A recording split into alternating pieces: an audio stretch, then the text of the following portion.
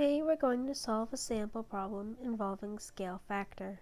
To solve this problem, we're going to use the equation y equals cx, where x is the area of polygon P, y is the area of polygon Q, and c is the scale factor. To find the area of polygon Q, we're going to divide Q into 3 different shapes, then add the area of each shape together. The first shape is this square in the upper corner. This square is 3 square units wide and 3 square units long, giving us an area of 9 square units. The second shape is this square in the lower corner.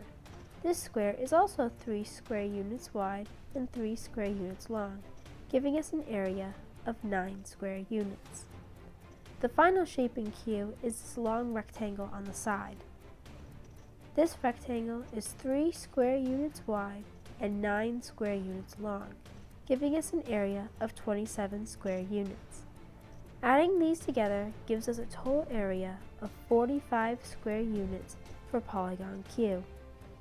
Plugging this back into the original equation, we have 45 square units equals a scale factor multiplied by 5 square units, given to us in the problem. To get c by itself, we're going to divide each side by 5. This gives us c equals 9, meaning the scale factor is 9.